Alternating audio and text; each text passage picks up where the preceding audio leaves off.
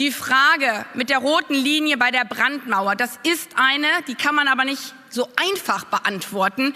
Und zwar nicht nur, weil ich einen der schönsten Jobs hatte, Außenministerin zu sein, sondern weil ich seit ganz langem Politik in Brandenburg mache. Bitte, bitte lasst uns, gerade wenn wir über Ostdeutschland reden, nicht in das einfache Schwarz-Weiß verfallen. Und ich danke all denjenigen, das ist ja das Schöne, ich glaube, als ich Parteivorsitzende geworden bin, habe ich gesagt, zu denjenigen, wo man am weitesten entfernt hat, da muss man die Telefonnummer haben und am meisten mit ihnen sprechen.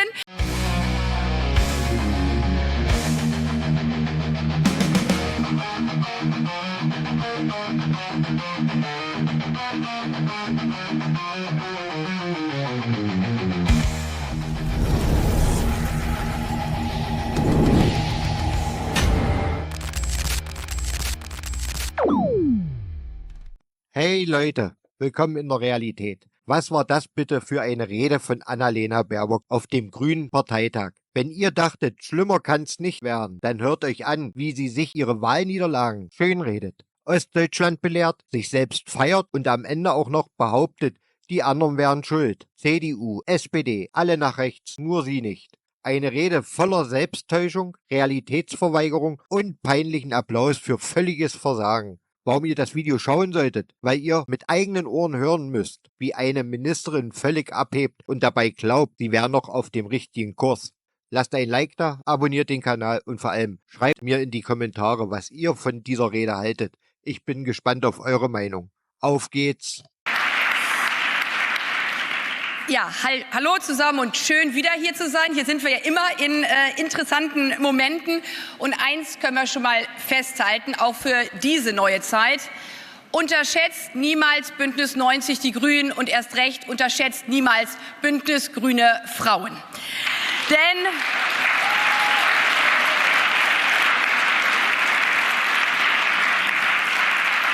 was wurde nicht alles gesagt und geschrieben? Ja, oh weh, jetzt ist der Robert nicht mehr ganz in der ersten Reihe und die Annalena auch nicht mehr und jetzt wird ja alles ganz schwierig. Und dann kamen Britta und Katharina und haben deutlich gemacht, jetzt wird wieder einmal das nächste Kapitel von grüner Geschichte eingeleitet. Das, was ihr geleistet habt, das hat deutlich gemacht, das, was wir all die Jahre und vielleicht auch, Lukas hat es angesprochen, Jahrzehnte im Herzen dieser Partei immer getragen haben.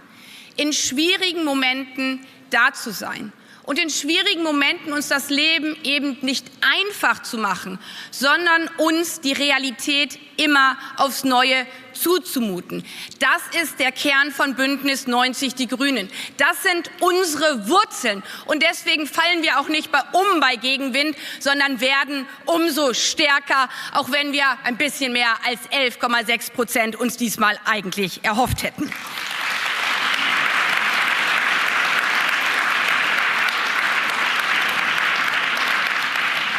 Und es ist gut und richtig, auch das gehört zu uns dazu, dass wir uns dann rückblickend Wahlanalysen immer wieder zumuten, diese führen.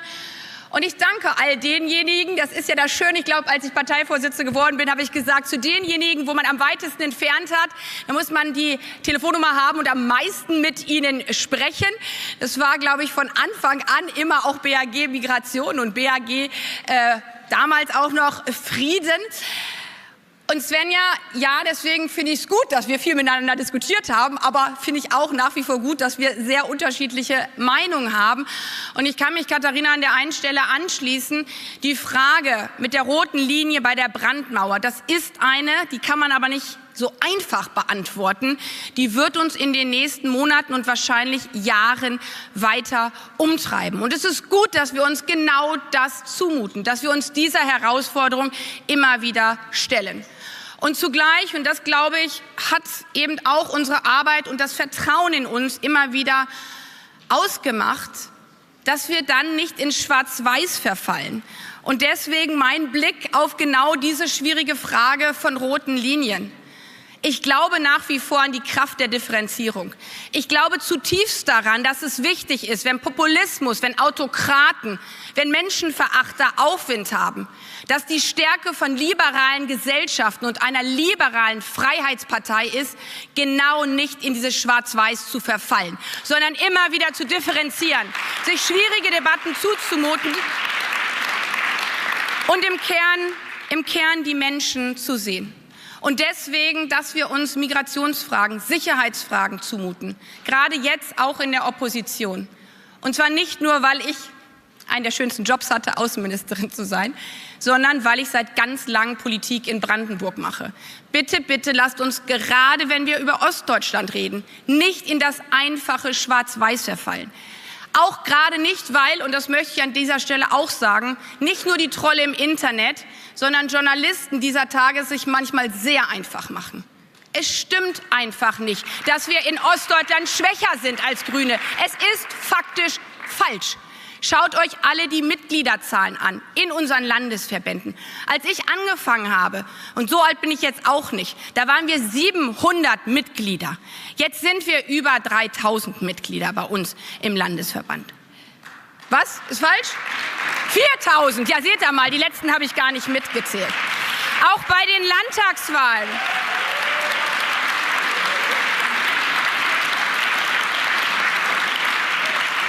Bei den Landtagswahlen, ja, wir sind in sehr vielen Parlamenten rausgeflogen, aus der Regierung und aus den Parlamenten. Wisst ihr, wie uns das schmerzt? Aber dann einfach zu sagen, die haben es nicht geschafft, die sind nicht hingegangen zu den Leuten. Nein, das Gegenteil ist richtig. Wir hatten in all diesen Bundesländern, in Sachsen, in Sachsen-Anhalt, in Brandenburg noch nie so viele Kandidierenden. In jedem Ort. Wir haben in kleinen Orten sogar Bürgermeisterinnen. Die sind ehrenamtlich. Die engagieren sich jeden einzelnen Tag. Und das Problem ist, und deswegen komme ich auch in dieser Zeit immer wieder auf die die Migrationspolitik zurück und werbe so dafür, dass wir die Kraft finden, immer zu differenzieren. Sicherheit, Migration, Flüchtlingspolitik. Weil natürlich mit 40% AfD und einer CDU, ich sage für Brandenburg aber auch einer SPD, die vollkommen nach rechts abdriftet, der Diskurs so verfahren ist, dass natürlich diese demokratischen Parteien eben nicht mehr die Mitte halten. Und wenn man rausgeht, und ich habe immer versucht, in Schulklassen zu gehen, auch als Ministerin, dann muss man sich mit der bitteren Realität auseinandersetzen, dass durch diesen Rechtsruck, rechtsextreme AfDler, aber auch CDU und SPD, dieses Narrativ einfach bei Leuten verfängt. Die Grünen würden ja einfach alle Tore aufmachen, die haben von Geers auch gar nichts gehört. Und ich wurde immer wieder mit der Frage konfrontiert, Frau Baerbock, ich finde es eigentlich gut, was Sie machen, gerade auch ältere Frauen, dass Sie bei den Männern mal richtig hart sind, auch gegen die Autokraten. Aber warum zum Teufel lassen Sie dann die ganzen Islamisten hier rein? Und ich sage euch eins, da kommen wir nicht weiter, wenn wir sagen, wir brauchen eine humanere Flüchtlingspolitik. Wir müssen gerade im Osten erklären, dass wir genau hinschauen, Humanität verteidigen, Artikel 16 des Grundgesetzes verteidigen und deswegen auch sagen, wen wir abschieben, nämlich Schwerverbrecher und diejenigen, die unser Grundrecht mit Füßen treten. Ansonsten werden wir den Diskurs dort vor Ort nicht gewinnen. Und wir müssen das so deutlich tun, weil es so viele Menschen gibt, die sich gerade in Ostdeutschland engagieren. In den Schulen, die Lehrerinnen und Lehrer, die bei einer absoluten Unterbesetzung Deutschunterricht anbieten und verzweifelt Fachkräfte brauchen, Sozialpädagogen. In den Restaurants, ja, wo ich sage, jetzt haben wir endlich jemanden gefunden aus Syrien, der bei mir arbeiten kann und jetzt soll der irgendwie wieder zurückgeführt werden. Gerade für Ostdeutschland müssen wir bei diesem Thema da und vor allen Dingen so klar sein. Und das sage ich an dieser Stelle auch an die Union. Wenn sie jetzt wieder behauptet, die Wirtschaftspolitik wäre es gewesen. Wenn man immer wieder mal von außen auf Deutschland schaut, dann wird einem manches Jahr viel klarer. Wir sind einfach ein strukturkonservatives Land als Gesellschaft per se. Das kann man gut oder schlecht finden, es ist so. Wir haben eine Gesellschaft und damit auch eine Politik in der Mehrheit, die bei Frauenpolitik, Gleichstellung einfach den Schuss nicht gehört hat. Ja? Gleiche Rechte, gleiche Repräsentanz, gleiche Ressourcen, das machen zig Länder auf der Welt, aber in Deutschland darf man nicht feministische Außenpolitik sagen. Wir sind von außen betrachtet, in der Familien- und Kinderpolitik haben wir ebenfalls den Schuss nicht gehört. Uns fehlen 400.000 Fachkräfte jedes Jahr. Und die Antwort der Union ist weniger Migration und auch weniger Familienpolitik. Wie zum Teufel soll dieses Land weiter funktionieren, wenn man beide Zukunftsbereiche, Demokratie, Demografie, Kinder- und Familienpolitik und Migration eigentlich nicht will? So, eins ändert sich auch nie, die Redezeit, deswegen kürze ich jetzt ab. Es braucht Bündnis 90 Die Grünen offensichtlich mehr denn je. Und deswegen ist es großartig, dass wir gemeinsam jetzt das nächste Kapitel aufschlagen. Einfacher wird es nicht. Das war eigentlich bei uns nie der Fall, dass es einfacher wird. Aber wir haben dafür ein starkes Team. Und das möchte ich zuletzt auch sagen. Lassen wir uns erstens niemals einreden, dass Veränderung schlecht ist. Wir hatten den schönen Slogan, Robert und ich, das ist mein Lieblingsslogan, verändern, um zu erhalten, was uns schützt. Wir brauchen gerade, um dieses Land und unsere Verfassung zu schützen, immer wieder den Mut, auch in den Wind zu gehen und Dinge zu verändern. Und das Zweite, lassen wir uns niemals einreden, dass das nicht funktioniert mit Doppelspitzen, und dass die Grünen ohnehin viel zu viel diskutieren. Gut, also manche nächtliche TK hätte ich mir auch sparen können, aber gut.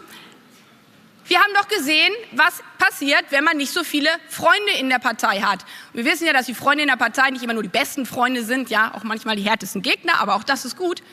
Das haben wir gesehen. Dann konnte sich nämlich ein Friedrich Merz nicht mit seinen anderen Freunden oder auch Parteikritikern kontaktieren und brauchte dazu Britta und Katharina, um mal ein bisschen Ping-Pong spielen zu können. Das heißt, unsere Teamarbeit, auch eine Sechserrunde, ja, das ist nicht immer einfach, aber sie ist unsere Stärke. Und daher nicht nur Danke für die letzten Jahre an alle wunderbaren Menschen in dieser Partei, vor allen Dingen an die Parteivorsitzenden, die ja öfter mal gewechselt haben. In dieser Phase Franziska und Felix und Ich bin so frauengeprägt, Franziska und Katharina, aber ich sage Franziska und Felix und Katharina und Britta, aber die Zeiten sind anders.